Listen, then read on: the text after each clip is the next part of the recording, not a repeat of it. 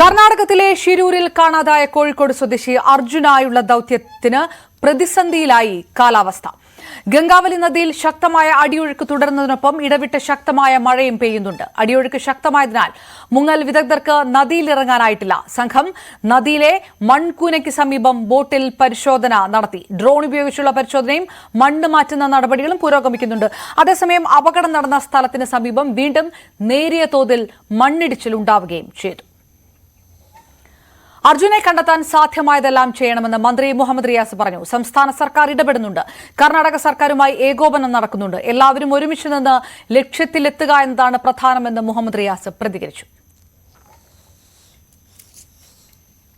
അതെ, നേവി അതിന്റെ ഡൈവർമാർക്ക് വെള്ളത്തിൽ ചാടി പരിശോധിക്കുന്നതിന്റെ ചില ക്രൈറ്റീരിയ അത് ഒരു തരത്തിൽ സാധിക്കാത്ത ചില സ്ഥിതികൾ പറയുന്നു എന്നാണ് ഇപ്പോൾ ഞങ്ങൾ ചിലരോട് സംസാരിച്ചപ്പോൾ മനസ്സിലായിട്ടുള്ളത്. അപ്പോൾ അത് എങ്ങനെയാണ്, അവരുടെ നിലപാടെന്താണ് എന്നൊക്കെ ഇന്ന് ചർച്ച ചെയ്യും.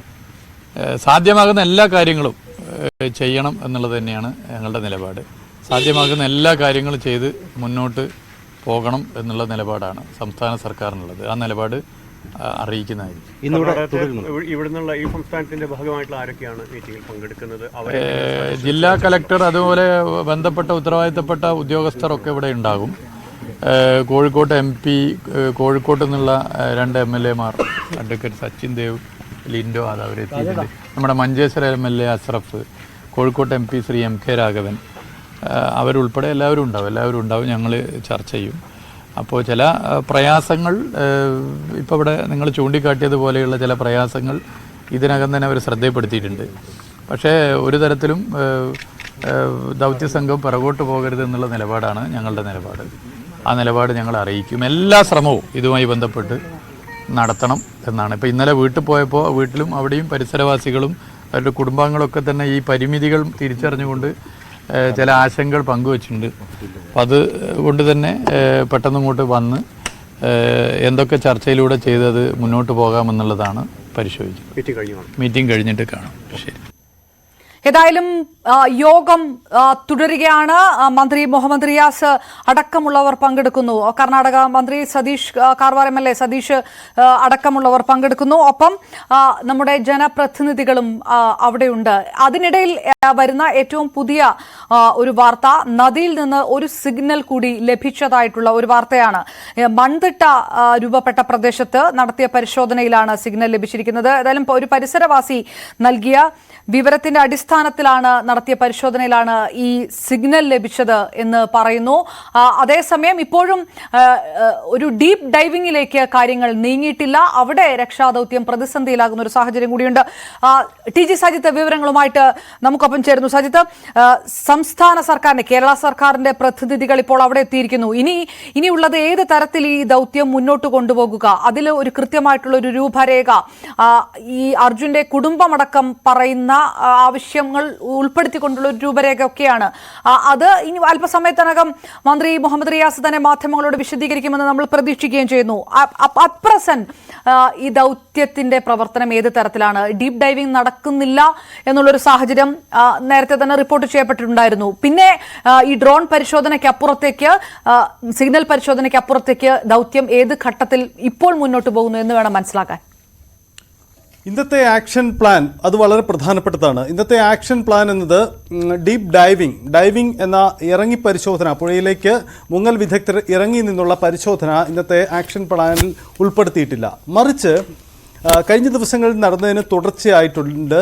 ഈ കണ്ടെത്തിയ പുഴയുടെ അടിയിൽ കണ്ടെത്തിയ വസ്തുക്കൾ ഉണ്ട് എന്ന് കൃത്യമായ സിഗ്നലുകൾ ലഭ്യമായ സ്ഥലത്തേക്ക് കൂടുതൽ പരിശോധന, അത് എത്ര കണ്ട് സാധ്യമാകും എന്നതാണ് ഇന്ന് രാവിലെ മുതൽ നടക്കുന്ന പരിശോധന. അതാണ് ഇന്നത്തെ ആക്ഷൻ പ്ലാൻ പ്രഖ്യാപിച്ചിരിക്കുന്നത്. 2-3 ഇങ്ങനെ 2 സ്പോട്ടുകൾ ഐഡൻറ്റിഫൈ ചെയ്തിട്ടുണ്ട്. ഇതിൽ ഒരു സ്പോട്ടിലേക്ക് കൂടുതൽ ശക്തമായ രീതിയിൽ അവിടുത്തെ സിഗ്നൽ പൂർണ്ണമായും കണ്ടെത്താനാണ് ശ്രമം തുടങ്ങുന്നത്. അത് ലോറി തന്നെയാണ് എന്ന കണ്ടെത്തലിൻ്റെ അടിസ്ഥാനത്തിലാണ് ഇന്ന് പോകുന്നത്. ഇന്ന് നമ്മൾ കഴിഞ്ഞ ദിവസം കണ്ടതുപോലെ ഈ ഡ്രോൺ സാങ്കേതികവിദ്യ ഉപയോഗിച്ചുകൊണ്ടുള്ള പരിശോധന അത് രാവിലെ മുതൽ തന്നെ നടക്കുന്നുണ്ട്. ഒപ്പം തന്നെ സോണാർ പരിശോധന, അത്തരം സാധ്യതകൾ ഉപയോഗിച്ചുകൊണ്ടുള്ള പരിശോധനകൾ ഇന്നും ഈ സ്ഥലത്ത് നടക്കുന്നു എന്നതാണ് സാഹചര്യം. കഴിഞ്ഞ ദിവസം, അതായത് ഈ 23-ാം തീയതി അന്ന് വൈകിട്ടാണ്, 23-ന് വൈകിട്ടാണ് ഈ പുഴയിൽ തന്നെയാണ് ഈ ലോറി ഉള്ളത് എന്ന കാര്യത്തിൽ ആദ്യം സ്ഥിരീകരണം ഉണ്ടാകുന്നത്. തുടർന്നാണ് അന്ന് ലഭ്യമായ വിവരം ഏകദേശം ഈ 20 മീറ്റർ മാറി, കരയിൽ നിന്ന് 20 മീറ്റർ മാറി ലോറി ഉണ്ട് എന്നാണ് കണ്ടെത്തുന്നത്. പക്ഷേ ഇന്നലെ ലഭിച്ച സിഗ്നലുകളുടെ ക്രോഡീകരണവും അതിൻ്റെ കണക്കെടുപ്പുകളും ശേഷം ദൗത്യസംഘം വ്യക്തമാക്കിയ കാര്യം 20 മീറ്റർ അല്ല, അത് 60 മീറ്ററിലാണ്. 60 മീറ്ററിലാണ്, കരയിൽ നിന്നും 60 മീറ്റർ മാറിയാണ് ഇത് ഉള്ളത് എന്നതാണ്. അതായത് ആദ്യം നമ്മൾ ഈ അടയാളപ്പെടുത്തിയ സ്ഥലത്ത് നിന്നും അല്പം കൂടെ മാറി ഈ മൺതിട്ടയ്ക്ക് സമീപത്തായ ഒരു സ്ഥലത്താണ് 60 മീറ്ററോളം മാറിയാണ് ഉള്ളത് എന്നതാണ് ഐഡൻറ്റിഫൈ ചെയ്തത്. ഇന്ന് AKM അഷ്റഫ് അടക്കമുള്ള അവർ വ്യക്തമാക്കുകയും ചെയ്തുകൊണ്ട് ഈ സ്ഥലമാണ്, അത് കൃത്യമായി ദൗത്യസേനാംഗങ്ങൾ ഏറെക്കുറെ ഈ സ്ഥലം തന്നെയാണെന്ന് വ്യക്തത വരുത്തുകയും ആ സ്പോട്ട് കേന്ദ്രീകരിച്ചിട്ടുള്ള കൂടുതൽ പരിശോധനയിലേക്കാണ് ഇന്ന് പോകുന്നത്. അതായത് നമുക്ക് മുന്നിലുള്ള വെല്ലുവിളി ഇങ്ങനെയാണ്: ഒന്നുകിൽ ഇവിടേക്ക് ഡൈവിംഗ് സാധ്യമായി ഈ വെള്ളത്തിൽ മൂടിക്കിടക്കുക ലോറിയിലേക്ക് എത്തി അതിൻ്റെ ക്യാബിനിലേക്ക് ഇറങ്ങിച്ചെന്നുള്ള പരിശോധനയാണ്. പക്ഷേ മനുഷ്യ സാധ്യമല്ലാത്ത ഒരു സാഹചര്യം അവിടെയുണ്ട്, പുഴയിലെ അടിയൊഴുക്കാണ്. അതുകൊണ്ട് ആ ഡൈവിംഗ് എന്നത് ഇന്നത്തെ ആക്ഷൻ പ്ലാനിൽ അവർ ഉൾപ്പെടുത്തിയിട്ടില്ല, അത് മാറ്റി നിർത്തുകയാണ്. മറ്റ് സാധ്യത എന്ത് എന്ന ചോദ്യമാണുള്ളത്. അതിലൊന്ന്, ഇതിൻ്റെ ലൊക്കേഷൻ സംബന്ധിച്ചും അതിൻ്റെ ഡീപ്നെസ്സും അതിൻ്റെ ആക്യുറസിയും കൂടുതൽ വ്യക്തമാക്കിയ ശേഷം തുടർ നീക്കത്തിലേക്ക് കടക്കുക. തുടർ നീക്കം എന്ന് പറയുന്നത് ഏതെങ്കിലും തരത്തിൽ ഈ വെള്ളത്തിൽ മുങ്ങിക്കിടക്കിരിക്കുന്ന ഈ ലോറി പൊക്കി ഉയർത്തിയെടുക്കാൻ കഴിയുമോ, അതിനെന്തെങ്കിലും സാങ്കേതിക വിദ്യയോ മറ്റ് സാധ്യതകളോ ഉണ്ടോ എന്നതാണ്. എന്തായാലും ആ സാധ്യത എന്താ എന്ന ചോദ്യം ഇപ്പോഴും നമുക്ക് മുന്നിൽ അവശേഷിക്കുന്നുണ്ട്. ഇപ്പോൾ കേരളത്തിൽ നിന്നുള്ള ഒരു പ്രതിനിധി സംഘം, ഇതുവരെ MLA മാർ വന്നു പോയതുപോലെയല്ല, സംസ്ഥാനത്തെ ഒരു മന്ത്രി സർക്കാരിൻ്റെ പ്രതിനിധിയായി ഈ സ്ഥലത്തെത്തുകയാണ്. സ്വാഭാവികമായും അദ്ദേഹം അവിടുത്തെ ജില്ലാ നേതൃത്വവുമായും സർക്കാർ അധികൃതരുമായും കർണാടക സർക്കാർ അധികൃതരുമായും നടത്തുന്ന കൂടിയാലോചനയിൽ ഈ മിഷൻ്റെ നെക്സ്റ്റ് ഘട്ടം എന്ത് ചെയ്യണമെന്ന ചോദ്യത്തിലേക്ക് വരും. കാരണം ഇന്ന് 11-ാം ദിവസമാണ്. ഇനി നമുക്ക് ചില പ്രധാനപ്പെട്ട തീരുമാനങ്ങൾ കൈക്കൊണ്ടേ മതിയാകൂ എന്നതാണ് ദൗത്യസംഘത്തിൻ്റെയും അവിടുത്തെ ജില്ലാ നേതൃത്വത്തിൻ്റെയും ജില്ലാ ഭരണകൂടത്തിൻ്റെയും ഇതുവരെയുള്ള അനുമാനം എന്നാണ് നമ്മൾ മനസ്സിലാക്കുന്നത്. അങ്ങനെയെങ്കിൽ കേരളത്തിൽ നിന്നുള്ള സർക്കാർ സംവിധാനങ്ങളുടെയും കോഴിക്കോട് ജില്ലയിൽ നിന്നുള്ള അവിടുത്തെ കുടുംബത്തിൻ്റെ ഒക്കെ അഭിപ്രായം പരിഗണിച്ചുകൊണ്ട് ചില പ്രധാനപ്പെട്ട തീരുമാനങ്ങൾ ഇന്നത്തെ ദിവസം ഈ ദൗത്യവുമായി ബന്ധപ്പെട്ട് എടുക്കുമെന്ന് വേണം നമുക്ക് കരുതാൻ. അങ്ങനെയെങ്കിൽ ഇത് പൊക്കിയെടുക്കാനുള്ള തീരുമാനമാണോ അല്ലെങ്കിൽ മറ്റെന്തെങ്കിലും സാധ്യതയാണോ എന്നതാണ് ഇനി മുന്നിലുള്ള കാര്യം. എന്നിരുന്നാൽ തന്നെ വണ്ടിക്കകത്തെ ഈ ക്യാബിനകത്തെ പരിശോധന സാധ്യമാവണമെങ്കിൽ ഇത്തരമൊരു സാധ്യതയാണ് നമുക്ക് മുന്നിലുള്ളത്. പക്ഷേ അതുകൊണ്ടും അർജുനെ കണ്ടെത്താൻ കഴിഞ്ഞില്ലെങ്കിൽ മറ്റ് സാധ്യതകൾ തേടേണ്ടി വരും എന്നതാണ് മുന്നിലുള്ള വെല്ലുവിളി. എന്തായാലും ആദ്യം കൃത്യത വരുത്തേണ്ടത് വണ്ടിക്കുള്ളിൽ അർജുനുണ്ടോ എന്ന കാര്യമാണ്. അതിലേക്ക് ഈ 11-ാം ദിവസവും നമുക്ക് എത്തിച്ചേരാൻ കഴിഞ്ഞിട്ടില്ല എന്നതാണ് ദുഷ്കരമായ സാഹചര്യം. എന്തായാലും ഇന്ന് നടക്കുന്ന ഈ കൂടിയാലോചനയിൽ ഇത്തരം സാധ്യതകൾ ഏത് തരത്തിലുണ്ടാകും എന്ന കാര്യത്തിൽ പരിഗണനയുണ്ടാവും. ഒരു കാര്യം കൂടി, ഇന്ന് രാവിലെ തന്നെ നേവിയുടെ PRO, ഡിഫൻസ് PRO തന്നെ വ്യക്തമാക്കിയിട്ടുണ്ട്. നേവിക്ക് നിലവിൽ മുങ്ങൽ വിദഗ്ധർക്ക് അവിടെ വെള്ളത്തിലേക്ക് ഇറങ്ങി പരിശോധന സാധ്യമല്ല. അതിന് കഴിയുന്ന ഒരു കാലാവസ്ഥ നിലവിലില്ല. സമീപ ദിവസങ്ങളിൽ അത്തരം കാലാവസ്ഥ അനുകൂലമാകുന്ന ഒരു സാഹചര്യം അവിടെ ഉണ്ടാകുമെന്ന് കരുതുകയും വയ്യ. അതുകൊണ്ട് അത്തരം സാധ്യത മുന്നിലില്ലെങ്കിൽ കൂടിയും നേവി സുസജ്ജമായി സ്ഥലത്തുണ്ട്. അവർ 2 തരത്തിലുള്ള പരിശോധനാ സാധ്യതകളാണ് തേടുന്നത്. ഒന്ന്, ഈ നദിയുടെ ചുറ്റിലുമുള്ള പ്രദേശങ്ങളിലും ഈ മൺകൂനയ്ക്ക് സമീപത്തുമൊക്കെ രാവിലെ കണ്ട ദൃശ്യങ്ങൾ പോലെ ആ മേഖലകളിലെത്തി മറ്റെന്തെങ്കിലും സംശയകരമായ വസ്തുക്കളോ സാന്നിധ്യമോ അവിടെ ഉണ്ടോ എന്ന പരിശോധന അവർ നടത്തിയിരുന്നു. 4 ദിവസം മുമ്പാണ് ഈ ശരവണൻ, തമിഴ്നാട് സ്വദേശിയായ ശരവണൻ്റെ ശരീരഭാഗങ്ങളിൽ ചിലത് ഈ പുഴയിൽ പൊങ്ങിക്കിടക്കുന്ന രീതിയിൽ കണ്ടെത്തിയിരുന്നത്. അതുകൊണ്ട് സംശയകരമായ എന്ത് സാധ്യതയുണ്ടോ എന്ന പരിശോധന അവിടെ പുഴയുടെ പല ഭാഗങ്ങളിലുമായി അവർ പരിശോധന നടത്തുന്നു. മറ്റൊരു സാധ്യതയായി പറയുന്നത്, ഇപ്പോൾ ഈ ഐഡൻറ്റിഫൈ ചെയ്തിരിക്കുന്ന വസ്തുവിൽ അതിൻ്റെ മുകൾ ഭാഗത്ത് എത്തി അവിടെ നിന്നും അത് ഉപരിതലത്തിൽ നിന്ന് തന്നെ തിരിച്ചറിയുന്ന രീതിയിൽ ഈ ഫ്ലോട്ടിംഗ് ബോയ പോലെയുള്ള എന്തെങ്കിലും കെട്ടിവെച്ച് അത് ആ സ്ഥലം ഒന്ന് ഐഡൻറ്റിഫൈ ചെയ്യാനുള്ള ശ്രമം അവർ നടത്തുമോ? അത് രണ്ടും നേവിയുടെ ഒരു പ്രധാനപ്പെട്ട ദൗത്യമായി മാറുകയാണ്. ഇനി എന്തുകൊണ്ടാണ് നേവിക്ക് അവിടേക്ക് മുങ്ങിപ്പോവാൻ കഴിയാത്തത്? ഇത്രയധികം സാങ്കേതികവിദ്യ വളർന്ന ഒരു പുതിയ കാലഘട്ടത്തിൽ മുങ്ങൽ വിദഗ്ധർക്ക് അത് സാധ്യമാവില്ലേ എന്ന ചോദ്യം സ്വാഭാവികമായും ആർക്കുമുണ്ടാവാം. പക്ഷേ അത് സാധ്യമാവില്ല എന്ന് നമുക്ക് ആവർത്തിച്ച് പറയാൻ കഴിയുന്നത് സാങ്കേതികമായി തന്നെ അതിനെ വിശദീകരിക്കുന്ന വിദഗ്ധരുണ്ട്. ഒപ്പം അവിടുത്തെ സാഹചര്യവും അത് വളരെ പ്രത്യേകതയാണ്. കാരണം ഒരുപക്ഷെ ഈ കരയിൽ നിൽക്കുമ്പോൾ ഒരു 50 കിലോമീറ്റർ വേഗതയിൽ കാറ്റ് വീശിയാൽ ഉണ്ടാവുന്ന പ്രതീതി എന്താണ്? അതിന് സമാനമായ അവസ്ഥയിലാണ് ഈ ഡൈവേഴ്സിന് താഴേക്ക് ചെല്ലുമ്പോൾ ഇപ്പോഴത്തെ അവിടുത്തെ ജലത്തിൻ്റെ കുത്തൊഴുക്ക് അവർക്ക് അനുഭവപ്പെടുന്നത്. അതായത് കുത്തൊഴുക്കിൻ്റെ ഉള്ളിലേക്ക് ഡൈവ് ചെയ്തിറങ്ങിയാൽ അവരെ തൂത്തെറിയുന്ന അവസ്ഥ പോലും അവിടെയുണ്ട്. അതായത് ഒരു ആത്മഹത്യക്ക് സമാനമായ സാഹചര്യമാണ്. അതുകൊണ്ട് ഒരു തരത്തിലും അത്തരമൊരു നീക്കത്തിലേക്ക് അവർ പോവില്ല എന്ന് ഉറപ്പിക്കുന്നു. മറ്റൊരു വെല്ലുവിളികൾ കൂടി അവർക്ക് മുന്നിലുണ്ട്. 2 വെല്ലുവിളികൾ കൂടിയുണ്ട്. അതിലൊന്ന്, ഈ നദിയിൽ വലിയ രീതിയിൽ കുത്തൊഴുക്ക് കൊണ്ടുവന്നതിനൊപ്പം തന്നെ മൺസൂണാണ്, മലവെള്ളപ്പാച്ചിലാണ്. അതുകൊണ്ട് വലിയ ഭാരമേറിയ ലോഹവസ്തുക്കളോ അല്ലെങ്കിൽ തടിക്കഷ്ണങ്ങളോ ഒക്കെ ഈ വെള്ളത്തിനൊപ്പം ഒഴുകി വരുന്നുണ്ട്. അതുകൊണ്ട് തന്നെ ഡൈവേഴ്സിന് മുന്നിൽ അവരെ വന്ന് അത് ഇടിച്ച് അവരെ അപകടത്തിലാക്കാനുള്ള സാധ്യതയുണ്ട്. ഓക്സിജൻ സിലിണ്ടറുകളും മറ്റുമായി വെള്ളത്തിലേക്ക് മുങ്ങിയിറങ്ങുന്ന ഡൈവേഴ്സിന് ഒരു പക്ഷേ മറ്റൊരു പ്രതിസന്ധിയായി അത് മാറും. വേറെ ഒരു കാര്യം കൂടി ഉള്ളത് ഇതിൻ്റെ വിസിബിലിറ്റിയാണ്. കാരണം മലവെള്ളപ്പാച്ചിലിൽ പലപ്പോഴും ജലം തെളിഞ്ഞതല്ല. അതുകൊണ്ട് എത്ര കണ്ട് ഉള്ളിലേക്ക് പോയാലും എത്ര കണ്ട് വിസിബിൾ ആകുമെന്ന ഒരു ആശയക്കുഴപ്പവും അവർക്കുണ്ട്. അതുകൊണ്ടാണ് ഡൈവിംഗ് സാധ്യമല്ലാത്ത കാര്യം. അതുകൊണ്ട് ഡൈവിംഗ് എന്തായാലും തൽക്കാലം അജണ്ടയിലില്ല, ദൗത്യ സംഘത്തിൻ്റെ മുന്നിലല്ല. അതുകൊണ്ടാണ് ഇന്നത്തെ ആക്ഷൻ പ്ലാനിൽ അത് ഉൾപ്പെടുത്താതിരുന്നത്, മറിച്ച് മറ്റു സാധ്യതകളിലേക്ക് പോകുന്നത്.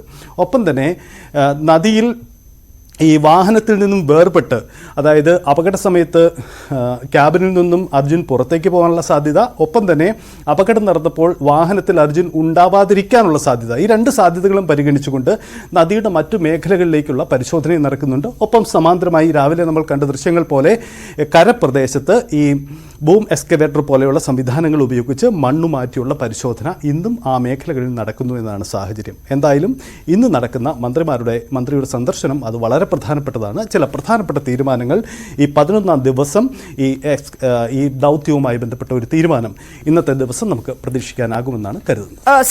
സജിത്ത് പറഞ്ഞ ആ ഒരു പോയിന്റ് മാത്രം ഒന്നുകൂടി വിശദീകരിച്ചു. കാരണം ഈ ഡൈവേഴ്സുമായിട്ട് ബന്ധപ്പെട്ട് ഇതുവരെ ഉള്ള ദിവസങ്ങളിലെല്ലാം നമുക്കറിയാം ഈ ഡൈവേഴ്സ് ഒരു ഡീപ്പ് ഡൈവിംഗ് ഈ കഴിഞ്ഞ ദിവസങ്ങളിൽ ഉണ്ടായിട്ടില്ല. കൃത്യമായിട്ടുള്ള രീതിയിലുള്ള സിഗ്നലുകളും പരിശോധനകളും എല്ലാം നടക്കുമ്പോഴും ഈ പറഞ്ഞതുപോലെ ഒരു ജീവൻ റിസ്ക് ചെയ്തുകൊണ്ടുള്ള ആ ഒരു ഡീപ്പ് ഡൈവിംഗിലേക്ക് കടക്കാൻ കഴിയില്ല എന്നുള്ളൊരു സാഹചര്യമുണ്ട്. ഈ കഴിഞ്ഞ മണിക്കൂറുകളിലൊന്നും അതുണ്ടായിട്ടില്ല. ഒരു പക്ഷേ ഈ ജലനിരപ്പിന്റെ അല്ലെങ്കിൽ എത്രത്തോളം ഒഴുക്കുണ്ട് എന്നറിയാനുള്ള പരിശോധന മാത്രമാണ് നടന്നിരിക്കുന്നത്. അപ്പോൾ ഇനിയുള്ള സമയങ്ങളിലും അങ്ങനെ ഒരു മുങ്ങിത്താഴൽ അല്ലെങ്കിൽ ഒരു ഡീപ്പ് ഡൈവിംഗിന്റെ സാധ്യത പരിപൂർണമായിട്ടും ഉപേക്ഷിച്ചിരിക്കുന്ന ഒരു ഘട്ടം ഈ ദൗത്യത്തിനകത്തുണ്ട്. ഈ പറഞ്ഞ പോലെ മറ്റൊരു ബദൽ മാർഗത്തിലേക്ക് കടക്കുക മാത്രമായിരിക്കും അത് നമുക്ക് സ്ഥിരീകരിക്കാം അല്ലേ? തീർച്ചയായും അതാണ് സാഹചര്യം. നമുക്ക് രാവിലെ മറ്റൊരു സാധ്യത കൂടി തേടലുണ്ടായിരുന്നു. അതായത് പുഴയുടെ ഈ കുത്തൊഴുക്ക് അതിൻ്റെ വേഗത കുറയ്ക്കുന്നതിന് വേണ്ടി മറ്റെന്തെങ്കിലും മനുഷ്യസാധ്യമായ വഴികൾ പ്രയോഗിക്കാൻ കഴിയുമോ എന്നതാണ്. മുൻകാലങ്ങളിലൊക്കെ ഈ കടലിലും മറ്റും ഇത്തരം കുത്തൊഴുക്ക് ഡൈവിംഗ് സാധ്യമാക്കുന്നതിന് വേണ്ടി കപ്പൽ മറ്റും ഉപയോഗിച്ച് ആ വേഗത കുറയ്ക്കുന്ന സാങ്കേതിക വിദ്യയും അത്തരം മാർഗ്ഗങ്ങളും തേടാറുണ്ട് എന്ന് കേട്ടിട്ടുണ്ട്. പക്ഷേ സ്വാഭാവികമായും ഈ പുഴയിൽ അത് സാധ്യമല്ല. മറ്റൊന്ന്, താൽക്കാലികമായ ഒരു ബണ്ട് നിർമ്മാണത്തിലൂടെ അത് സാധ്യമാകുമെന്ന്. പക്ഷേ കുത്തൊഴുക്ക് പുഴയിലോ അതൊന്നും സാധ്യമല്ല എന്നതാണ് ഇതുമായി ബന്ധപ്പെട്ട വിദഗ്ധർ പങ്കുവെക്കുന്ന കാര്യം. മറ്റൊന്ന്, വലിയ ബാർജറുകളോ മറ്റോ കൊണ്ടുവന്ന് ഈ കുത്തൊഴുക്ക് നിയന്ത്രിച്ച് അതിൻ്റെ വേഗത നിയന്ത്രിച്ച് ഡൈവിംഗ് സാധ്യമാക്കി വേഗത്തിൽ കുറച്ച് സമയത്തേക്കെങ്കിലും രക്ഷാപ്രവർത്തനം നടത്തുന്ന രീതിയിലുള്ള നീക്കങ്ങൾ സാധ്യമാകുമോ എന്നതാണ്. പക്ഷേ അതൊന്നും നിലവിലെ സാഹചര്യത്തിൽ അവിടെ സാധ്യമല്ല എന്നതാണ് ഇതുമായി ബന്ധപ്പെട്ടവരൊക്കെ നമ്മളോട് പ്രതികരിച്ചതും ഒപ്പം നമുക്കറിയാൻ കഴിയുന്ന വിവരങ്ങളും അങ്ങനെയാണ്. അതുകൊണ്ട് നിലവിൽ ഈ ഡൈവിംഗ് ഉപയോഗിച്ച്, അതായത് മുങ്ങൽ വിദഗ്ധർക്ക് ഈ പുഴയുടെ അടിയിലേക്ക് പോയി പരിശോധന സാധ്യമാക്കുന്ന ഒരു സാഹചര്യം അവിടെയില്ല. പക്ഷേ നേവി സുസജ്ജമാണ്, അവർ തയ്യാറായി നിൽക്കുകയാണ്.